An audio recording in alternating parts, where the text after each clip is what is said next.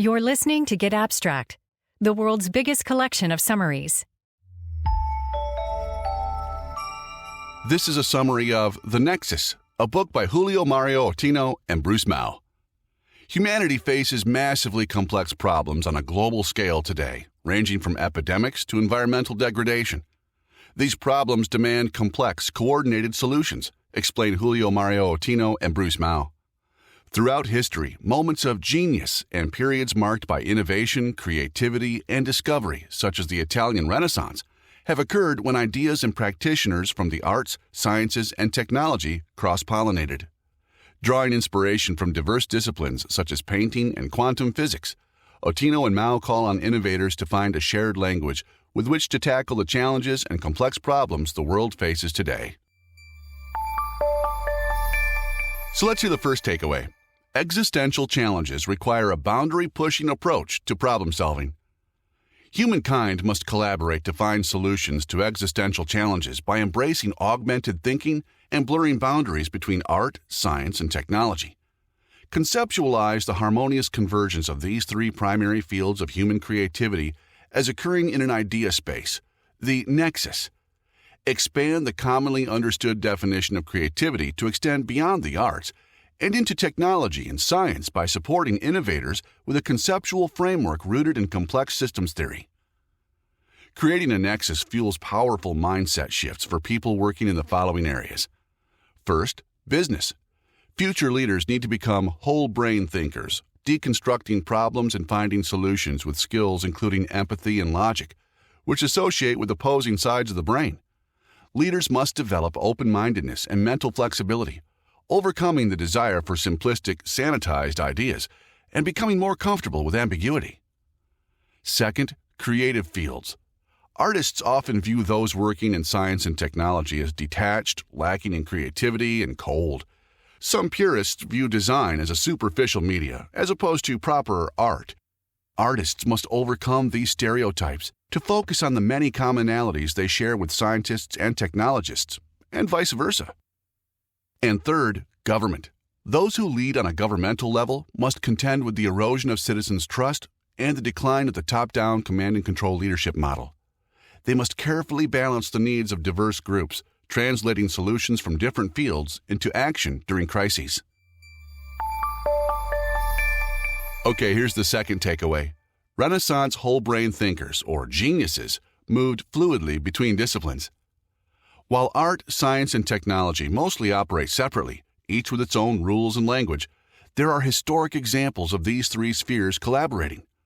During the European Renaissance, for example, artists, designers, and engineers worked together in Florence, with the geniuses of the time often moving fluidly between disciplines such as painting and engineering.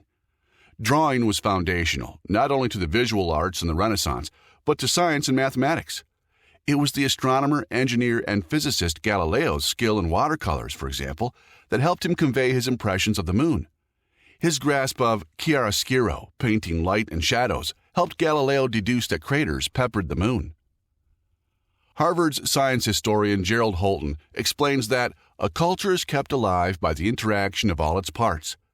Science operates today divorced from the intuitive, creative, metaphorical world of art, and focuses instead on rationality, analysis, and deconstructing challenges into isolated parts. Technology emerges as an innovative field in that it combines approaches both artistic and scientific. To truly embrace innovation and respond to today's challenges, science and art must overcome their disconnect. Visual imagination, for example, is crucial to scientific understanding, while those in the arts can help people view science and technology with fresh perspectives. Here's the next takeaway. The notion of lone genius is a myth. Creativity doesn't occur in a vacuum. Creativity expresses itself differently across the spheres of science, art, and technology within the Nexus. Scientists create by building upon past events and methodically accumulating knowledge, while only rarely prompting radical paradigm shifts. Artists focus less on notions of progress and more upon triggering radical disruptions and fostering uniqueness. Technologists create through triggering disruptions, as do artists, and by accumulating knowledge, as do scientists. In all three spheres of human activity, a myth pervades about sudden moments of lone genius. people believe that moments of genius, for example, a scientific discovery or creating a painting, happen when someone works alone in a social vacuum. In reality, genius results from a lengthy, often collaborative process. When observing the final picture, whether that be a scientific study or a painting, consider the myriad sources of inspiration and steps that contributed to the finished result. While viewers today see only the finished version of Picasso's painting Guernica, Picasso made 43 preparatory sketches before painting the masterpiece. Consider theoretical biologist Stuart Kauffman's idea of the adjacent possible when reflecting on scientific and technological breakthroughs. Different people working within the same fields can arrive at the same discoveries and draw similar conclusions. For example, Newton and Leibniz both invented calculus. This demonstrates the importance of the inputs and shared understanding leading up to a moment of genius. Now let's hear takeaway number 4. Ideating in the Nexus requires a meta-analysis of art, science, and technology. Moving across the domains of art, science, and technology requires cultivating an understanding of the boundaries between and similarities shared by these domains. Artist Marcel Duchamp, for example, popularized the notion that art could encompass all facets of reality. There's no simplistic definition of art, which by its nature seeks to destabilize the familiar and present the ordinary in a new light. Science, by contrast, encompasses the desire to distill complexity into the simplest forms possible. Technology contains facets of science and art. Technologists concern themselves with invention, while scientists seek discoveries. Artists can operate without a clear sense of purpose, but frequently an artist's objectives are to provoke, incite, or confront. Art serves as a catalyst in the Nexus. It forms new connections, triggers perception shifts, and enables people to view themselves and the world differently. Art is valuable as a human response to living in the world amidst chaos and evolving structures. All right, here's another takeaway. Cross-disciplinary collaborations can trigger new possibilities and innovation. Consider the notable intersections of art, science, and technology. In 1950, for example, the artist Harry Holtzman launched Transformation, a cross-disciplinary journal featuring contributors including the French sculptor and painter Marcel Duchamp and German theoretical physicists Werner Heisenberg and Albert Einstein. Examples of people attempting to generate creativity through interdisciplinary collaborations include the Lunar Society, a dinner club that met on the full moon with a guest list of intellectuals, engineers, scientists, and industrialists in Birmingham, England.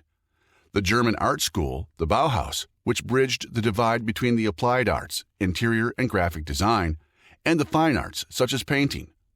And AT&T's Bell Labs, a research and development company that gave multidisciplinary teams the freedom to experiment and create together between the 1940s and the late 1970s. At Bell Labs, for example, teams achieved a long list of breakthroughs, encompassing digital photography technology, the earliest cell phone systems, and the Unix operating system. To make art, science, and technology function more cohesively together, one must focus not so much on the products each creates, but rather on the shared thought processes and cross-pollination of ideas. Design bridges right and left brain styles of thinking, connecting the worlds of art, science, and technology by drawing individuals with strengths from fields such as engineering, psychology, and graphic art. To achieve worthy design, you must leverage the right brain propensity for aesthetic, metaphorical, and divergent modes of thinking, and the left brain's analytical, quantitative, and rational abilities. The word design connotes the ability to conceive, create, execute, and build according to a plan. Every environment, system, object, and human-made process you engage with in your daily life contains elements of design. Okay, let's continue. Here's takeaway 6. Embrace complexity and seemingly opposed perspectives. Complex systems theory holds that when different elements or agents interact, you can achieve outcomes you wouldn't have achieved if you isolated the agents from one another. This phenomenon, emergence, is observable in nature. Studying one starling in isolation grants you no insights into the murmurations of flocks. Nexus thinkers must understand complex systems holistically, rather than thinking reductively. Nexus thinkers embrace the quantum physics concept of complementarity, that something can be two seemingly opposing things at once. In quantum mechanics, for example, light is a wave and a particle. In the Nexus, order and chaos must coexist, and people must hold space for that complexity. Complicated systems have top-down design, with components working together to achieve a single function in, for example, a Boeing 787. Complex systems are more intricate and lack a unifying blueprint because their creators were not working top-down. The natural world, for example, is complex. You can't reduce nature into its smallest parts and accurately predict how those parts will behave. You must holistically consider entire ecosystems. In complex systems, you frequently witness the spontaneous emergence of synchronization. For example, fireflies light up in unison to ward off predators. In social systems, you can witness something similar. People sharing an anchoring perspective, for example, can engage in sudden, simultaneous bursts of creativity, breakthrough, or innovation. Time for the next takeaway. Nexus thinkers should apply boundary-crossing lessons to their work.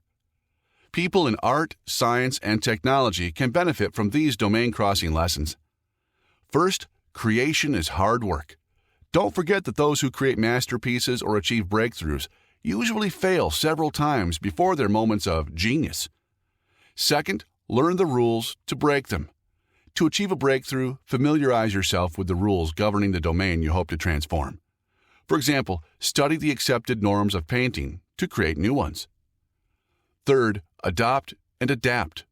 Thomas Edison explains that when it comes to your idea, you should glean inspiration from different sources, but you must be original in the way you adapt these building blocks to find a solution.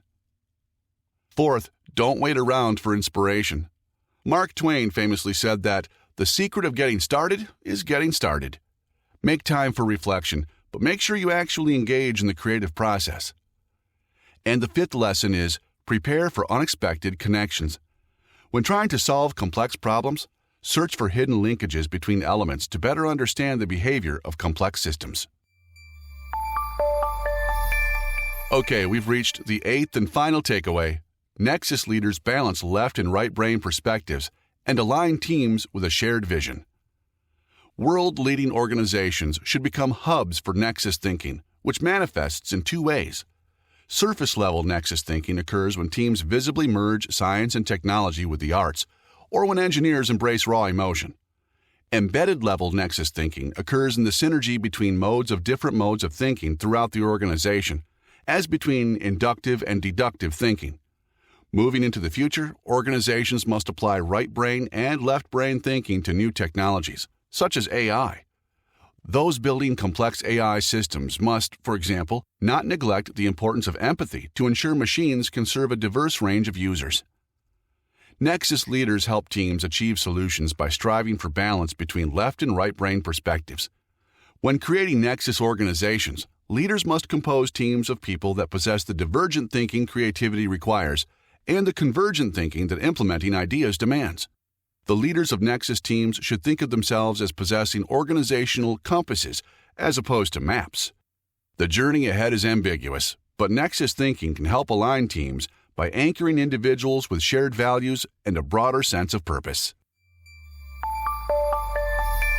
That was a summary of The Nexus, a book by Julio Mario Ottino and Bruce Mau. Here's the 8 takeaways once more. Takeaway 1. Existential challenges require a boundary-pushing approach to problem solving. Takeaway 2. Renaissance whole-brain thinkers, or geniuses, moved fluidly between disciplines. Takeaway 3. The notion of lone genius is a myth. Creativity doesn't occur in a vacuum. The 4th takeaway. Ideating in the Nexus requires a meta-analysis of art, science, and technology. Takeaway 5. Cross-disciplinary collaborations can trigger new possibilities and innovation. Takeaway 6. Embrace complexity and seemingly opposed perspectives. Takeaway 7. Nexus thinkers should apply boundary-crossing lessons to their work. And finally, takeaway 8. Nexus leaders balance left and right brain perspectives and align teams with a shared vision. You've been listening to a summary by Get Abstract. For more summaries on this and related topics, visit our app and website,